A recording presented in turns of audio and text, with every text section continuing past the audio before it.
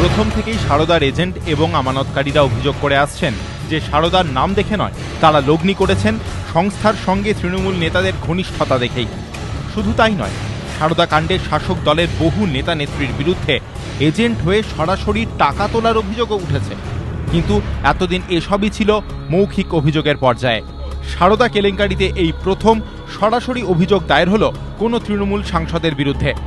বৃহস্পতিবার রাতে park street থানায় তৃণমূল সাংসদ তথা গ্রুপ মিডিয়ার সিইও কুণাল ঘোষ, কর্ণধার সুদীপ্ত সেন, সারদা মিডিয়ার ভাইস চেয়ারম্যান তথা কুণাল ঘনিষ্ঠ সোমনাথ দত্ত সহ 7 জনের বিরুদ্ধে সংঘবদ্ধভাবে অভিযোগ দায়ের করেন চ্যানেল 10-এর কর্মীরা। তাঁদের বিরুদ্ধে 406, 418, 420, 421, 424, 426, 34 এবং 120 বি ধারায় বেতন না দেওয়া, প্রতারণা, বিশ্বাসভঙ্গ এবং পরিকল্পনা করে ষড়যন্ত্র সহ একাধিক ধারায় অভিযোগ দায়ের করা হয়েছে।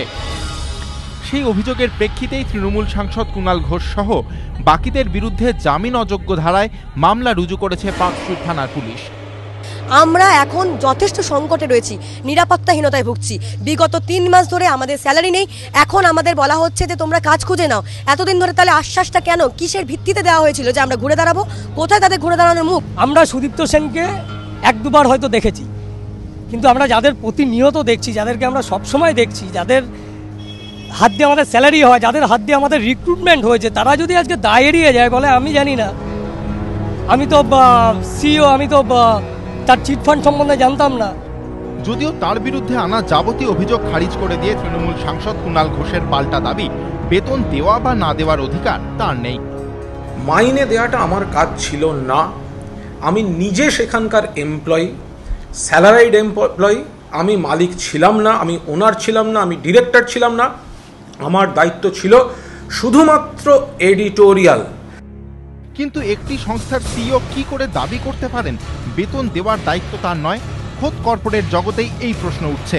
এদিকে কুণাল ঘোষ ঘনিষ্ঠ তথা সারদা মিডিয়ার ভাইস চেয়ারম্যান সোমনাথ দত্তেরও দাবি, তিনি সামান্য বেতনভুক কর্মচারী মাত্র।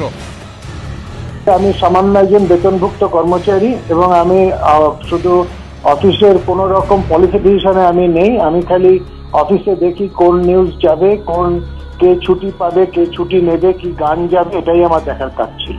সুতরাং কেন করেছেন এটা তো আমি বুঝতেই পারছি না। আমি তো অত্যন্ত দুঃখিত যে কারা এরকম কাজ করলেন। বেতন না পেয়ে এদিন চ্যানেল 10-এর দফতরের ভেতরেও বিক্ষোভ দেখান কর্মীরা। এদিকে কুণাল ঘোষের বিরুদ্ধে দায়ের হওয়া এই মামলাই জন্ম দিয়েছে একাধিক প্রশ্নের। বিধাননগর থানায় দায়ের হওয়া একটি সংবাদ মাধ্যম সংক্রান্ত মামলাতে ইতিমধ্যেই গ্রেফতার করা হয়েছে সারদার কর্ণধার সুদীপ্ত সেনকে। এক্ষেত্রেও তৃণমূল সাংসদ কুণাল ঘোষের বিরুদ্ধে পার্ক স্ট্রিট থানায় সংবাদ মাধ্যম সংক্রান্ত মামলাই দায়ের হয়েছে।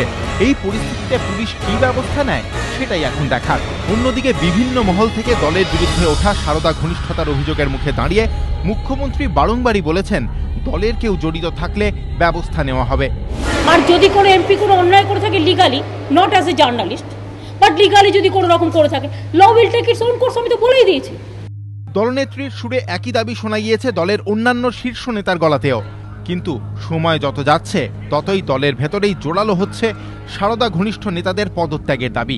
এই পরিস্থিতিতে সরাসরি দলের সাংসদের বিরুদ্ধে প্রতারণার অভিযোগ এবং জামিন অযোগ্য ধারায় মামলা সারদা কাণ্ডে তৃণমূলের অস্বস্তি আরও বাড়ালো বলেই মনে করছে রাজনৈতিক মহল। পাশাপাশি জামিন অযোগ্য ধারায় মামলা রুজু হওয়ার পর পুলিশ তৃণমূল সাংসদের বিরুদ্ধে কি ব্যবস্থা নেয় সেদিকেও তাকিয়ে সব মহল। সঞ্চয়ন মিত্র, প্রকাশ সিংহ ও পার্থ প্রতিম ঘোষ, এবিপি আনন্দ।